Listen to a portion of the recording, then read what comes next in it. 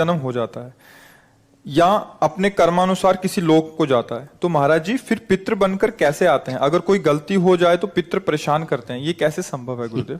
आप ये समझो, आप पितृ नाम दो, भूत नाम दो, कुछ भी नाम दो, अभी जो इनको बताया वो कर्म ही होता है। हमारा कर्म ही होता, कोई हमको परेशान नहीं कर सकता। कोई देवता, कोई भूत, कोई प्रेत, कोई पितर, ये बात गांठ बांध लो, कोई तांत्रिक, कोई सिद्ध।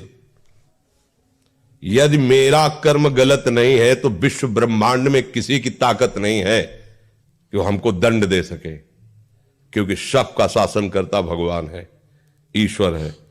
अगर कोई अपने तप का प्रभाव भी करना चाहे, मान लो तपस्वी है, तो बीच में आके खड़ा हो जाएगा, बिल्कुल वो भजन नहीं करता पर वो निष्पाप है, उसने अपराध नहीं किए, तो किसी न किसी रूप में भगवान आके खड़े हो जाएंगे, उसकी रक्षा कर लेंगे। इसीलिए उनका एक नाम है ईश्वर।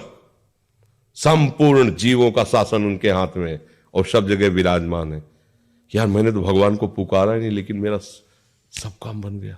ऐसा फंस रहा था, ऐसा गिरने वाला था कि मर जाते, ये लोग फंसा लेते। ऐसा कौन बचाया? तुम्हारे अच्छे कर्म, तुम्हारे अच्छे कर्म है, बुरे कर्म नहीं। मैं तो फूंक फूंक कर पैर धर रहा हूं, जब से मुझे होश कोई गलती नहीं हुई हमसे। हमारी दुर्दशा लोग कर रहे हैं, हमारी दुर्दशा इससे हो रही, उससे, कोई दूसरा नहीं है।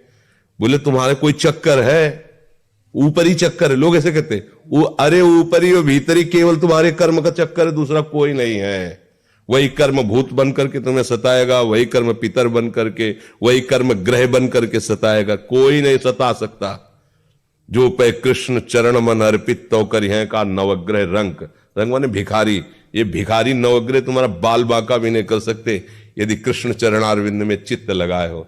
और सब ग्रह तुम्हारे अनुकूल है और प्रभु से तुम विमुख हो तो कोई तुम्हारी रक्षा नहीं कर सकता, तुम्हारे कर्म तुम्हें नष्ट कर देंगे। ये सिद्धांत सबकी समझ में नहीं आता है। अगर समझ में आ जाए तो भूल जाओ कि कोई पितर है, कोई भूत है, कोई प्रेत है। वही है, वही, दूसरा कोई नहीं है।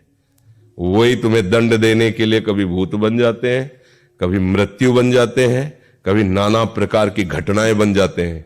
और इसीलिए उनका भजन करोगे तो असली रूप में आपको मिलेंगे प्रेमानंद स्वरूप, महान सौंदर्य समुद्र, करुणा समुद्र।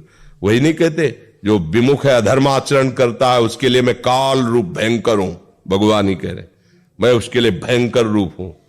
देखो, भगवान का ही एकमात्र स्वतंत्र साम्राज्य है, वही बनने वाले, वही बनाने वाले हैं।